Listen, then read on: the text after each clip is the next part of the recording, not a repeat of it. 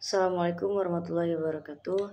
Shalom, Om Swastiastu, Namo Buddhaya, salam kebajikan bagi kita semua. Perkenalkan, saya Sinta Lizariawan dari jurusan Ilmu Kelautan angkatan 2024 dengan NIM 0805 1282 429023 kelas L1 Ganjil. Jadi di video kali ini saya akan membahas hasil dari praktikum mata kuliah survei dan pemetaan sumber daya laut, yang dimana kami membahas dua materi, yaitu peta analog dan pengenalan survei dan pemetaan. Untuk yang pertama, di video ini saya akan membahas peta analog. Jadi peta itu merupakan suatu metode yang dipresentasikan dalam bentuk gambar secara dua dimensi, di kertas maupun di layar monitor. Nah, adapun penyebutan untuk orang yang membuat peta itu disebut dengan kartografer, kemudian ilmu yang mempelajari peta itu disebut dengan kartografi. Lebih umumnya yaitu pengertian dari peta analog sendiri. Nah, peta analog itu merupakan versi awal dari data spesial yang merupakan bentuk tradisional, umumnya itu dibuat dengan teknik kartografi. Nah, dari bentuk peta analog ini, peta analog itu berupa bentuk kertas atau bentuk fisiknya itu nyata. Beda dengan peta digital. Kemudian untuk peta itu sendiri fungsinya sebagai media pembelajaran, di mana peta ini menjelaskan latar belakang, juga menjelaskan fenomena-fenomena yang ada di muka bumi ini. Kemudian peta rupa bumi.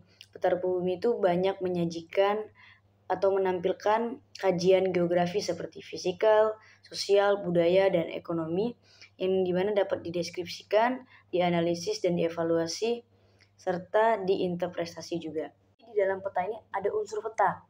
Nah, berapa sih ada unsur peta itu? Jadi yang saya baca dari modul dan yang saya pahami dari praktikum itu ada 11. Yang pertama judul peta, di mana judul peta itu menentukan suatu tema dari peta tersebut. Yang di atas sekali, seperti contohnya itu kayak peta daerah Sumatera Selatan. Kemudian ada skala peta. Skala peta itu perbandingan skala peta. Ada tuh yang angka 1:50.000. Nah, itu perbandingan skala peta. Kemudian ada tanda arah. Tanda arah ini contohnya itu ada di situ tanda arah mata angin, utara, barat, timur. Kemudian ada tata warna juga. Terus ada simbol peta.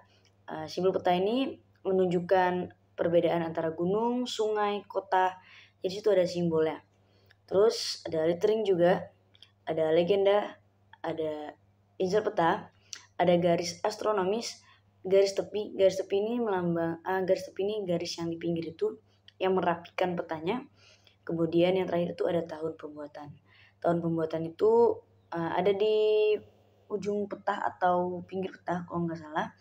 Itu tahun pembuatan peta tersebut. Kemudian untuk contoh peta, untuk contoh peta analog itu ada topografi, ada peta tanah, dan peta jalur transportasi. Jadi peta dena rumah juga itu termasuk. Terus peta analog itu intinya peta yang dalam bentuk cetak, yang kertas. Sedangkan peta digital itu peta yang hanya bisa dilihat di dalam layar monitor, seperti dari HP, itu seperti Google Maps. Nah, itu bisa kita lihat dari layar HP. Terus kemudian kita juga bisa dengan adanya peta digital ini bisa memantau dari drone. Nah, itu bisa juga itu. Kesimpulan dari pembahasan yang sudah saya bahas tadi itu peta analog, intinya peta itu merupakan gambar secara nyata dua dimensi di kertas maupun di layar monitor. Jadi peta juga terbagi menjadi dua, ada peta analog, ada peta digital. Peta analog itu peta yang berupa dicetak, Sedangkan peta digital itu peta yang ada di layar monitor atau di HP secara teknologi. Adapun juga fungsi peta, kemudian unsur-unsur peta tadi, judul, skala peta, ada contoh peta analog juga, seperti topografi, peta tanah, dan ada pun contoh peta digital juga. Peta digital itu contohnya tuh Google Maps, Waves atau Apple Maps. Jadi itu saja yang dapat saya sampaikan. Untuk saran kedepannya, saran praktikum kedepannya itu semoga praktikum kedepannya itu kondusif, dan semoga abang kakaknya juga sabar mengajar kami. Juga kan praktikum selanjutnya, materi selanjutnya itu kan kita sudah menggunakan software.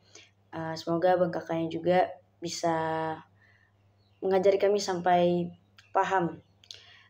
Kurang dan lebih saya mohon maaf, apabila salah kata juga saya mohon ampun. Saya akhiri, wassalamualaikum warahmatullahi wabarakatuh. Terima kasih.